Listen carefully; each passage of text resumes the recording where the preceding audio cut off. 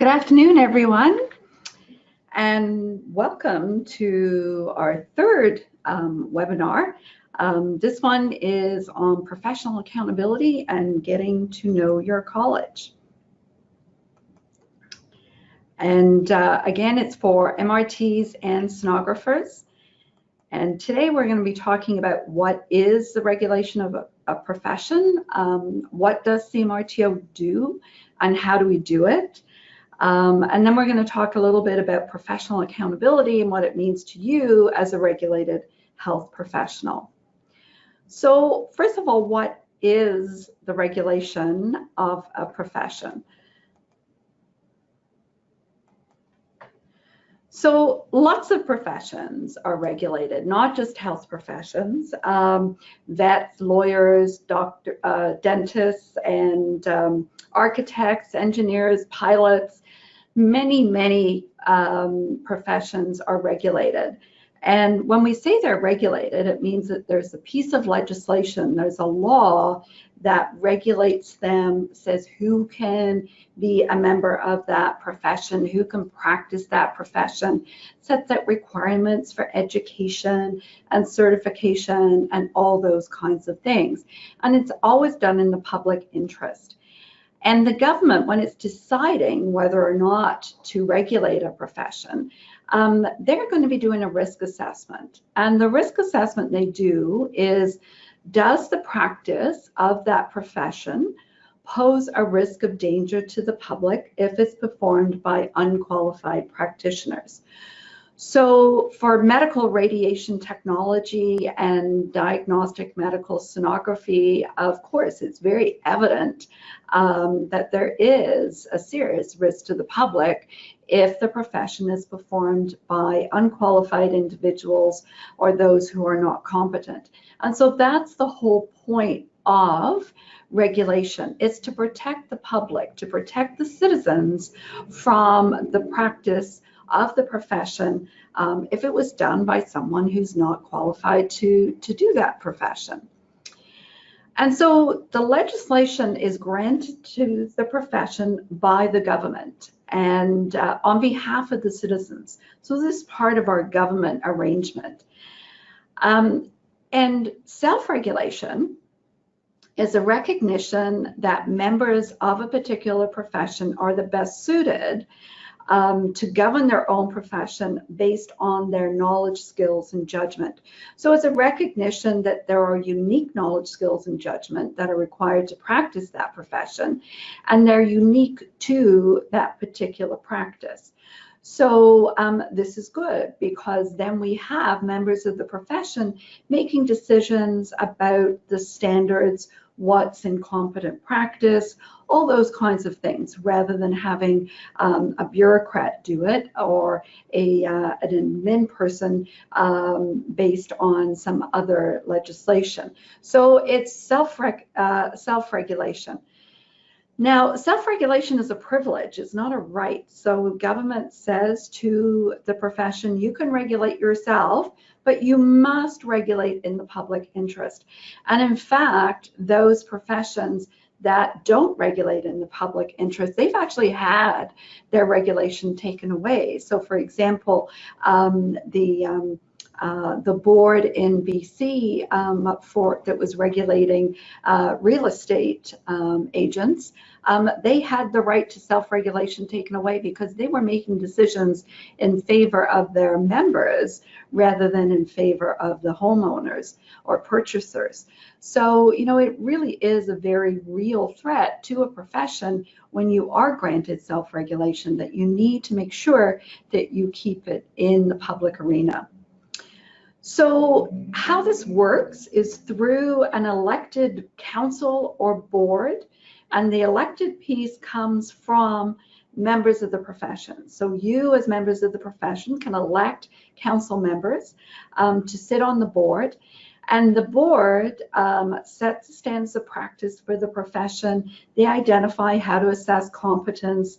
They set the standards of conduct and issues of misconduct all through the regulations. And they also define all the fees to support regulation because self-regulation is also self-funded. So it's up to the profession itself to raise the money to be able to regulate itself in the public interest. And in the case of our college, we also have public members who are appointed by the Ministry of Health to sit on our board. So we have a legislated mandate to regulate in the public interest. And this public interest comes up in many different ways through having public members on our council. Our council meetings are open to the public. Our discipline hearings are open to the public. So what we do in regulating the profession is transparent. And that's an important component of public interest, but also public trust, because that's an important piece. You can't regulate in the public interest if the public's not trusting you to do that. So we serve the public interest by implementing the legislation that the public or the government have given us to regulate our members. We establish the entry to practice standards through our council.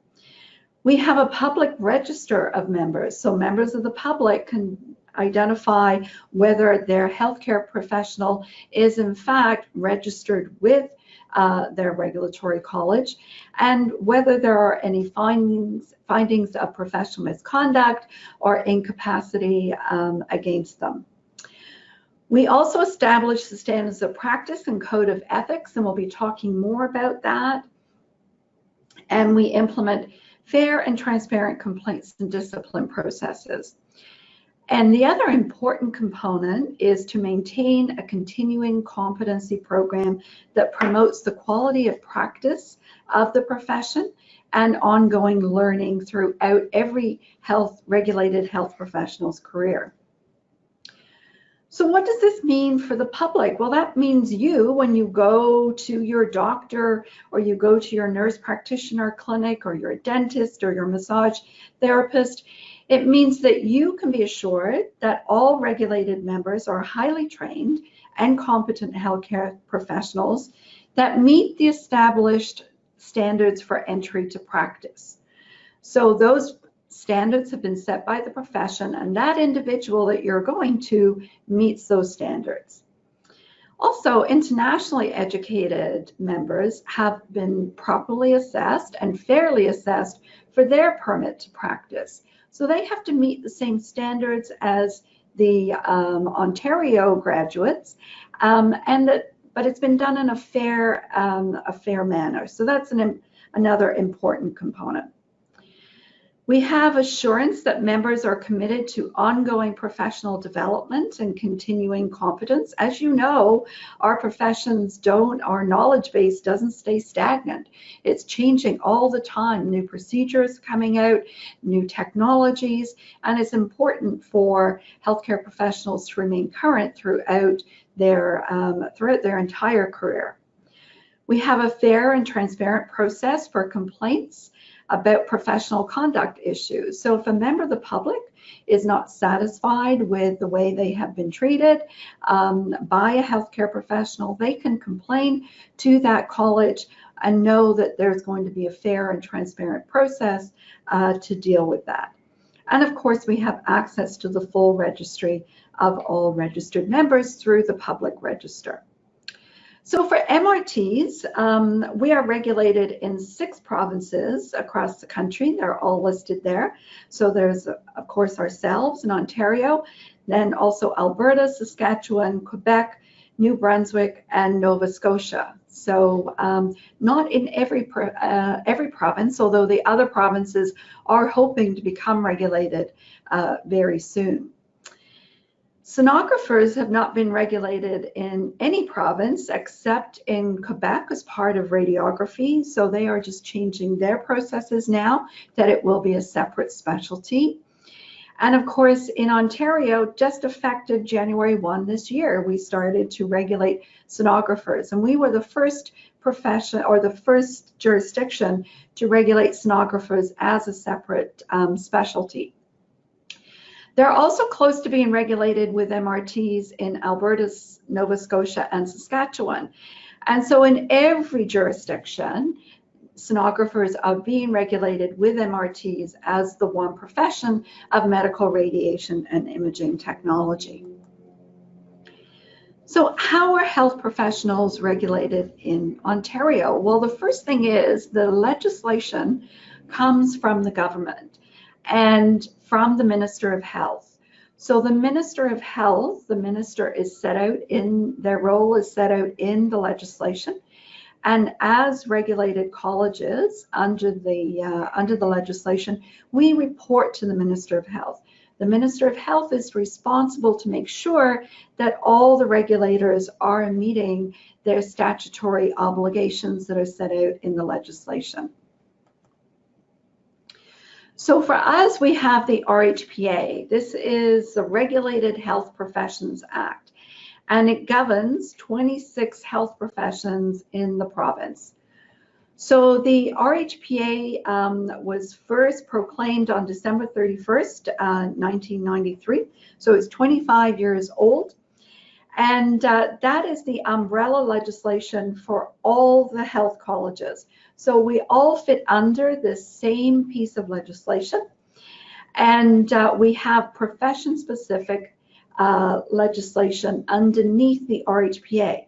So for medical radiation technologists, it is the Medical Radiation Technology Act, and that came into force on December 31st, 1993 as well. And of course, we expect that the Medical Radiation and Imaging Technology Act, or the MRIT Act, will come into force on January 1, 2019. So that will be the final step in bringing sonographers into the CMRTO, and then our name would change to the CMRITO. So that's how all that works in Ontario. So here's all the 26 health colleges that are regulated under the RHPA. And the framework is the same for all of these colleges. So it sets the entry to practice requirements or registration requirements, our continuing competence programs, and then our professional conduct processes. All the health colleges get together because we all fit under the same legislation. So we're interested in making sure that our message is consistent to the public and that the public knows who the regulatory colleges are and where to go for information. So you can see here that we have the Ontario Health Regulators.ca website. And it talks about what it is that colleges do. Even the term is confusing, right? Everybody thinks a college is an educational institution. And of course, we're not. We're a regulator. And so it's right there on the homepage. We're not schools or professional associations. We are, in fact, regulators. And there's over 300,000 regulated healthcare professionals in Ontario. So it's a large group. And then we regulate, each profession regulates within their own profession-specific legislation. So if you want to know more about that, you can go to this website. And here's the legislative history of MRITs in Ontario. So it all started back in 1967 when the Board of Radiological Technicians was established. And it was a register of radiological technicians, yes, that was our title then, and radiation therapists. And then when the RHPA came into effect, the radiological technicians and also the radiation therapists became regulated under the College of Medical Radiation Technologists. And for the very first time, nuclear medicine technologists were included in the MRT Act. So they've been around in regulation for 25 years. Then in 2003, MRI technologists became regulated with CMRTO as our fourth specialty.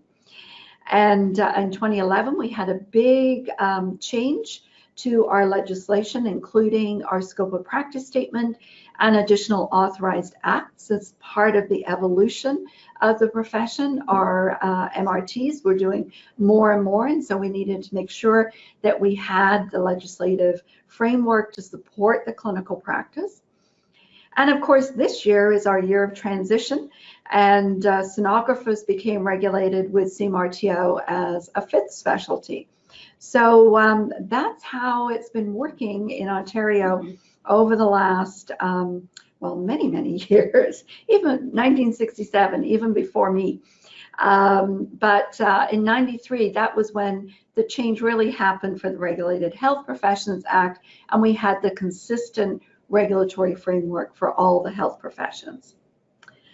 So that's kind of an overview of the legislative framework. Now let's dig down a little bit more into the role of the CMRTO and how we do this for MRTs and sonographers. So the College of Medical Radiation Technologists, we're the regulatory body, and we regulate the practice according to the RHPA and the MRT Act. You know that there's mandatory registration for MRTs to practice in Ontario, and there has been for 25 years. And effective January 1, 2019, there will be mandatory registration for diagnostic medical sonographers to be legally authorized to practice in Ontario. So finally, sonographers will be under the same public protection framework as their colleagues in the other 4 specialties, and we will be moving forward as one profession. We have a little video about medical radiation and imaging technologists, so I'd like to play that for you now. Just takes a couple of minutes, and it kind of explains to you how it all fits together. Medical radiation and imaging technologists in Ontario are self-regulated professionals. Self-regulation is based on the idea that qualified professionals have the knowledge, the skills, and the judgment to set the required qualifications and competence to be members of that profession, with the goal, in the case of our profession, of ensuring safe and effective delivery of medical radiation and imaging services. Self-regulation entrusts medical radiation and imaging technologists with responsibility for governing ourselves in the interests of protecting the public. Under 2 pieces of legislation, the Regulated Health Professions Act and the Medical Radiation Technology Act, anyone using the title of MRT or DMS or practicing the profession in Ontario must be registered with the College of Medical Radiation Technologists of Ontario. CMRTO regulates the profession in 5 specialties: radiography, nuclear medicine, radiation therapy, magnetic resonance, and diagnostic medical sonography. Funded by our members and governed by elected professional members and appointed public members, our college sets the requirements for becoming a medical radiation and imaging technologist. We set the standards of practice for members who provide medical radiation and imaging services, and we ensure members maintain their professional competence by addressing any concerns through formal complaints, investigation, and discipline processes. Self-regulation is a privilege, but self-regulation also requires continued public confidence that our profession will set and maintain, among our fellow practitioners, high standards of safe, effective, and ethical care. To learn more, visit cmrto.org. Great, thank you. So you heard there are 3 ways of protecting the public. We have registration. First of all, only individuals who have met the requirements set out in the registration regulation are registered and legally authorized to practice the profession. So that's the first hurdle, right? You only let those who are qualified in to be able to practice. And that's what we're busy doing this year, is getting all the sonographers in and registered to practice come January 1, 2019. Then, of course, we have our continued competence program, and for us, it's called a quality assurance program. And all members, so all MRTs and sonographers, are required to complete the QA program every year. Whether you're audited or not, you are required to complete it every year as a demonstration that you're maintaining your competence throughout your career. And of course, enforcement of standards. So regulation doesn't help anyone if we don't have any legal teeth to enforce the standards that are set. So we have a process to receive complaints from the public and to discipline those members who fail to adhere to the professional misconduct regulations. So we'll look at that in more detail later on. So under the RHPA framework, and this is consistent for all the colleges, we have a scope of practice statement, and that is a description of what a profession does. It's not a limitation, it's only a description of what it does. And then we have our controlled acts. So the RHPA defines 13 clinical activities that pose a risk of harm to the public if they're performed by unqualified individual. So these 13 controlled acts, and you can check to see what they are. They range from communicating a diagnosis to administering substances by injection. All those things are set out, and they are defined in the legislation. So there's, oh, we need to update this slide, Janet. There's now 14 controlled acts. That's okay. The new controlled act is psychotherapy, so it doesn't affect the practice of medical radiation and imaging technologists, but there is a new controlled act now. And we also have authorized acts. So the way the RHPA works is these 13 controlled acts can be authorized to a profession under their profession-specific legislation. And there's also a way of having those controlled acts delegated to you, or we can be exempted from them as well. So here's the scope of practice statement for our profession. So the practice of medical radiation technology is the use of ionizing radiation, electromagnetism, and other prescribed forms of energy. And where you see the word prescribed, it means there's a regulation there. And so our regulation right now defines sound waves for diagnostic ultrasound as a prescribed form of energy. So that's what's in there. So we've got our 3 forms of energy: ionizing radiation, electromagnetism, and sound waves. For the purposes of diagnostic and therapeutic procedures, the evaluation of images and data relating to the procedures, and the assessment of the individual before, during, and after the procedures. So that is a description of what it is that our profession does. And come January 1, when the MRIT Act comes into force, it will be the practice of medical radiation and imaging technology. And sound waves will move from the regulation up to right after electromagnetism. So it will no longer be in the regulation. So, so that's why we want the MRIT Act to come into force, so that the name of the profession is updated to include imaging technologists. We have 5 authorized acts, again under the MRT Act, and the same authorized acts will be in effect under the MRIT Act. And it says, in the course of engaging in the practice of the profession, so that the practice of the profession is as it's described in the scope of practice statement. A member is authorized, provided they have the education and experience, to perform the following. So number 1 is administering substances by injection or inhalation. Number 2 is tracheal suctioning of a tracheostomy. Number 3, administering contrast media or putting an instrument, hand or finger beyond the opening of the urethra, beyond the labia majora, beyond the anal verge, or into an artificial opening of the body. Number 4 is performing a procedure on tissue below the dermis.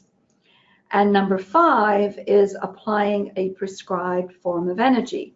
And where we see the word prescribed, it means there's a regulation there. And so for the purposes of the prescribed form of energy, there's actually 3 listed in that regulation: electricity, electromagnetism for MR, and sound waves for diagnostic ultrasound. So we have 2 of those forms of energy. Of course, ionizing radiation is covered under the Healing Arts Radiation Protection Act. we have some conditions before we can do our authorized acts. So before performing authorized acts, the member must have the requisite knowledge, skill, and judgment to perform the act. And we also have to have an order from a physician or another authorized health professional authorizing the performance of the procedure. So those are two key components for the public protection piece. And so when we were looking at this was back in 2011 when we updated our scope of practice statement and our authorized acts. You'll notice that that authorized act of performing a procedure on tissue below the dermis, that's pretty big, right? That's everything from a venipuncture to performing brain surgery. And the government policy analysts sat down with a group of our members, our council members, and said, if we give you that whole authorized act, what's going to stop you from doing brain surgery? And so our MRTs around the table at the time, very smart, they said, well, you know what? It's not part of the scope of practice of the profession. So it would be outside our scope of practice. We need to have an order from a physician or other authorized health professional. And so we're not going to have an order to perform brain surgery. And we need to have the knowledge, skill, and judgment. And we don't have the knowledge, skill, and judgment to perform brain surgery. So for those three reasons, we're not going to be doing brain surgery under performing a procedure on tissue below the dermis. But it does open up the ability for other procedures to be done, provided that the member does have the education and experience and the knowledge, skill, and judgment. And that's where members are doing PICC lines and other procedures that haven't been part of the profession in the past. So that's where the evolution of the profession comes, and also making sure that we're protecting the public and it's being done competently within the framework. So that's how the scope of practice and controlled acts and authorized acts all fits under the RHPA. A key component, how we do all this around registration and continued competence and our conduct areas, is our standards of practice. So our standards of practice are the underpinnings to everything that we do. And our standards are a statement on what a member needs to do in order to practice competently and safely. And so these were updated in 2018, or they were updated in 2017. They came into effect on January 1, 2018, to include the practice of diagnostic medical sonography. And failing to maintain the standards of practice of the profession is an act of professional misconduct under the RHPA. So they're written in a way that it's minimum competence level, right? If you're not meeting the standards of practice, that's not safe practice. And so that's the measure against which we're going to use for our registration, continued competence, and also complaints and discipline. So our standards of practice includes our scope of practice statement and the authorized acts. Just for your convenience, they're actually in the legislation. And we have 8 practice standards and related indicators. And I know you know about this because you're using the standards of practice to make sure your policies and your departments and facilities are in agreement. And also, they are the minimum level that you need to do in order to practice. So our members are expected to be competent, accountable, and collaborative under the standards of practice. They're available on our website. So in many different areas under professional practice, under our publications, and also under resources, under our what's the name of that document, Janet? Our key document. or it's a document that we have that includes all our standards of practice and our what you must know about, everything that you need to know, and it replaces our old hard copy binder that we used to send to all members. So everything that you need there, it's kind of like an electronic book. So that is there under resources too. So our standards of practice, you can see, are a key document that we're using for all of our processes.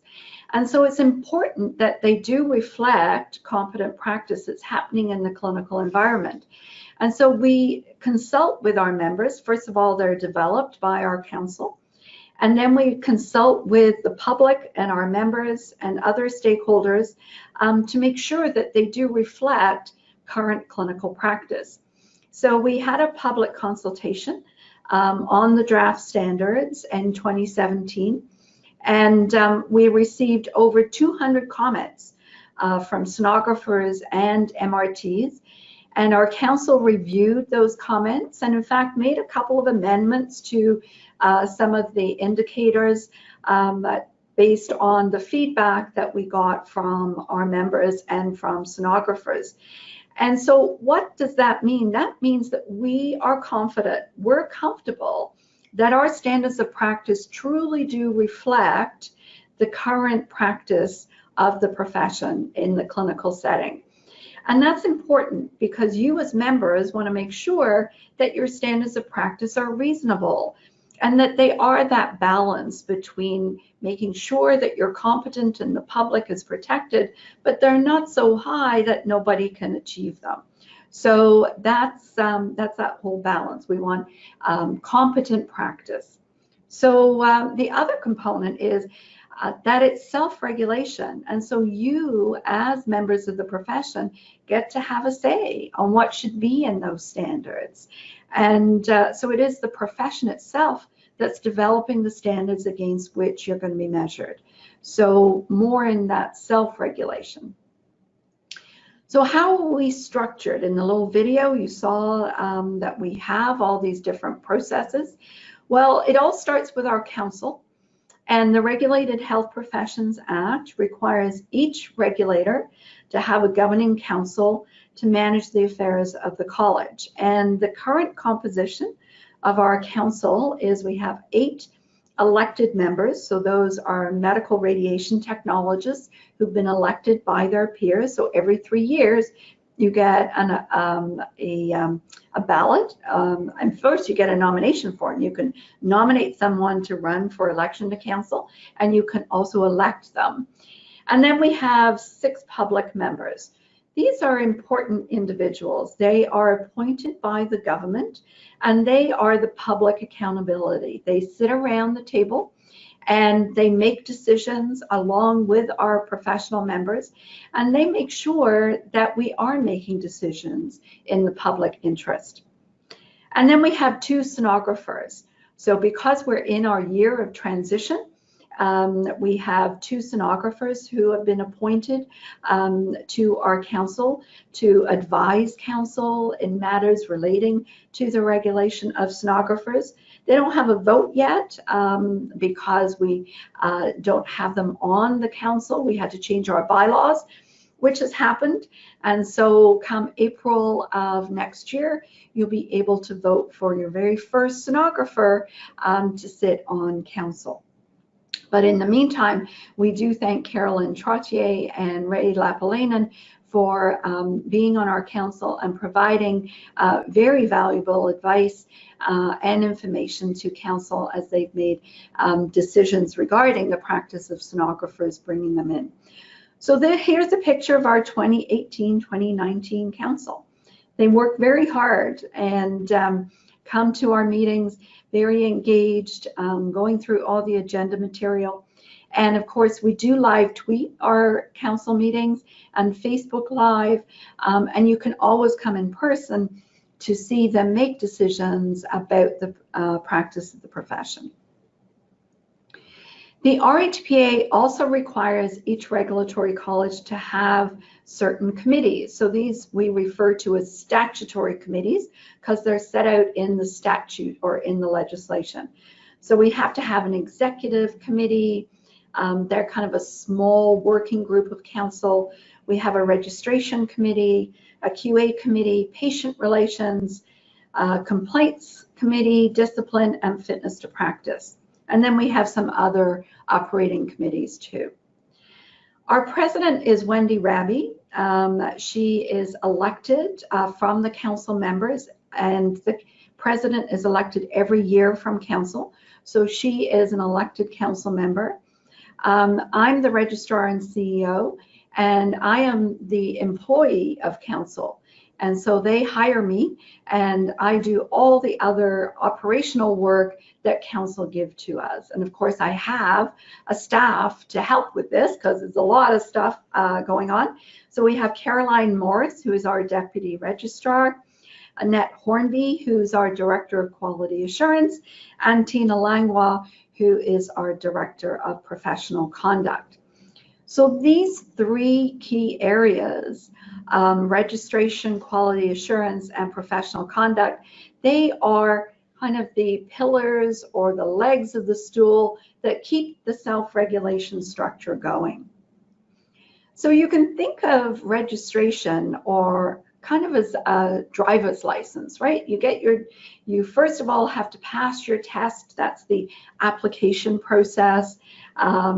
You then have to meet the rules of the road every year and pay your fee every year. And if you break the law, then there is a mechanism to remove the license in order to protect other citizens and road users. So very similar kind of principles. So registration with the college assures the public that the member has met the entry to practice requirements. And as you know, registration is mandatory. And for sonographers, it will be mandatory effective January 19th. And on our public register, we have a list of all our current members. After January 19th, 2019, all sonographers, as well as all the MRTs currently, must have completed an approved program and an approved examination in order to be registered with the college and able to practice. And anyone who doesn't meet the registration regulations is referred to the registration committee, and they will determine whether or not the applicant can be registered or if they need to do any additional requirements. I know everybody's interested in the status of our sonography applications. And so effective Tuesday this week, we had 2,567 complete and approved. Some of those are already registered. We have 561 under review by our registration team and another 600 waiting to be reviewed. So if you don't have your application in yet and you are a sonographer who wants to work on January 1, don't forget there's 600 people in the queue before you to have their application reviewed. And it's taking us between about 6 weeks to review and go through all the process because it is quite lengthy. So our administrative deadline for the sonography applications is November 16th. After that date, of course, you can still submit your application, but we have no guarantees that CMRTO will be able to process your application in time for the January 1 deadline. And so we're suggesting everyone get their application in no later than November 16th. Our staff are working overtime. Of course, after November 16th, they're still going to be trying. But I just wanted to alert you to the fact that it may be physically impossible for us to be able to process all those applications in time. The other key component of one of the legs of our stool is quality assurance. And the goal of quality assurance or continued competence is to assure the public of the quality of practice of the profession. Our program is based on the assumption that members come to the college with the appropriate skills and knowledge acquired through their approved educational programs. So all we need to do, members are already competent. What we want to do is make sure that you maintain your competence throughout your entire career. And you do that by adhering to the standards of practice and through lifelong learning.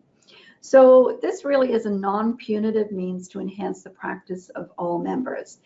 And we have our quality assurance declaration, our portfolio. So every year, members are required to do a self-assessment, a profile, and 25 hours of continuing education or professional development. We have a peer and practice assessment, and also one by means of a multi-system feedback, and also an individual practice assessment. We're going to have a webinar about the QA program in a couple of weeks, so we'll go into that in more depth at that time. Then professional conduct, another important area, our third part of our little stool. And so having a process to deal with complaints and reports of unprofessional conduct, incompetence, or incapacity is a very key component, because every profession, doesn't matter who we are, every profession has its bad apples. And fortunately for medical radiation and imaging technology, they are few and far between, but it's an important component of public protection to make sure that we have a mechanism to deal with those few bad apples who have committed an act of professional misconduct or who may not be competent. And so we have 3 committees to deal with these. And again, we'll be having more another session on complaints and inquiries and reports later on in the fall. So we won't go into this too much, but just to let you know that the complaints process is a fair and balanced process based on legislative obligations. The public can voice concerns about the behavior or treatment they've received from a member, but also the member is able to respond to those allegations and complaints. And that's an important part of that, right? That we have the balance between the patient being able to file a complaint and also the member being able to respond to the complaint. And then you are judged by your peers and members of the public. So we're getting a little late, so I'm not going to go through this in too much detail. But just so that you know, the ICR committee can refer allegations to a discipline committee for a hearing. They can also require the member to appear before the panel to be cautioned. They can also require you to do a continuing education or remediation program and issue reminders. They can also dismiss the complaint. Not every complaint is a valid complaint. And so they have the full spectrum of outcomes that they can at their disposal. Incompetence versus incapacity is an important component. Incompetence is the proven display of a lack of knowledge, skill, or judgment, demonstrating that the member is unfit to continue to practice or that their practice should be restricted. And so this very serious allegation is addressed through the ICR committee and also through discipline. Incapacity is when a person suffers from a physical or mental condition that's affecting their ability to practice. It's more health related. And so that's addressed through the Fitness to Practice Committee. And that process is confidential. And we're looking to make sure that we put the minimum restrictions on the member so that the public is protected, but also that the member receives the needed support and treatment so that they are able to practice safely. Communication is our biggest complaint. So in our annual report, you'll see that. Single biggest opportunity to eliminate complaints would be to improve communication. So making sure that you're telling your patients who you are, what you're going to do, telling them when and why you're going to touch them. Very basic things, but those are the most common things that we receive complaints about. And of course, informed consent.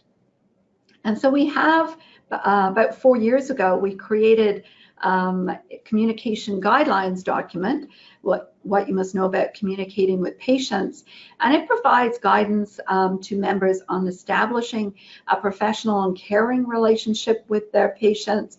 It's based on the standards of practice and also provides some other suggested guidelines or techniques to follow to make sure that you are communicating effectively with your patients.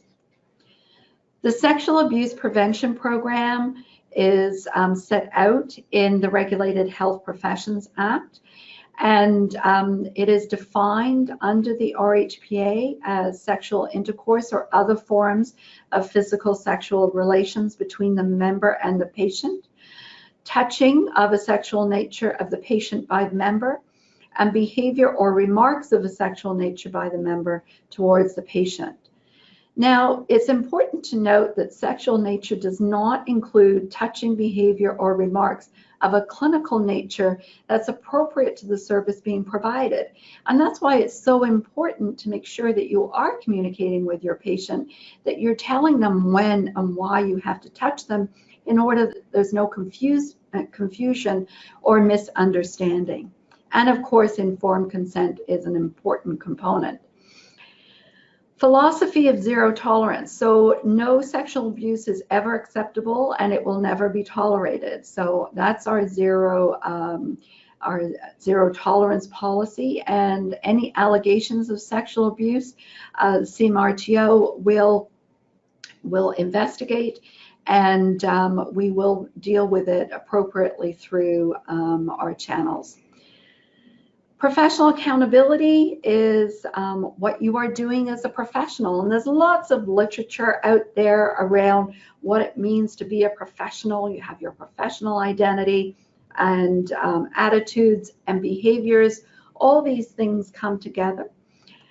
From a patient's perspective, it's compassion, honesty, quality of care, ethics, respect. That's what patients want from their healthcare professionals. And that's what they think about when thinking about what is a professional. And so we have under our website, we do have a document for you. And really what you need to do in order for your professional accountability is to know and follow the rules. That really is it in a nutshell. And so we have that set out in our What You Must Know About Professional Accountability. And there's 3 sections, so things that members are required to do all the time, and that's adhere to the legislation around scope of practice, orders, consent, professional conduct, confidentiality and privacy, adhere to the standards of practice, keep your registration with the college in good standing, and make sure that we have up-to-date information about you. And of course, that all goes on the public information, the information which is available to the public.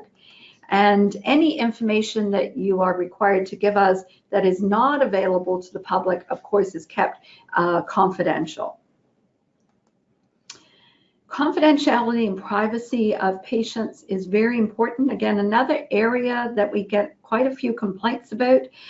Privacy is under HPA is important. Make sure that you're only accessing patient records if you're included in the circle of care. So you need to follow all those statutory obligations, and of course any other ethical obligations or guidelines that your employer may have around social media.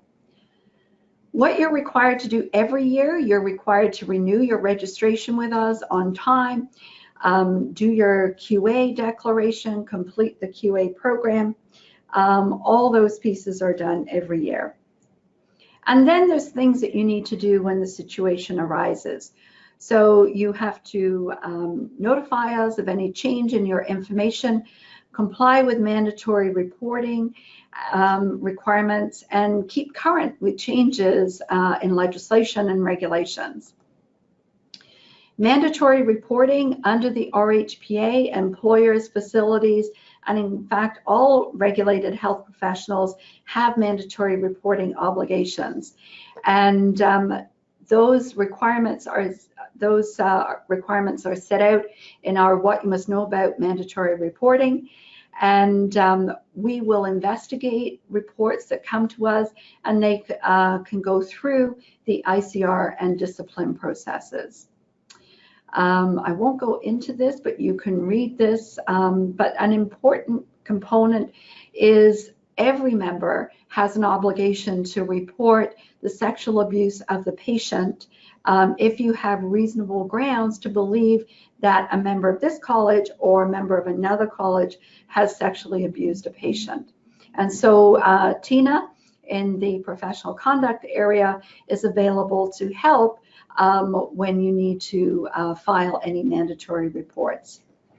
All this is set out in our jurisprudence program, and that's a requirement for all applicants. So I know the sonographers are going through this year.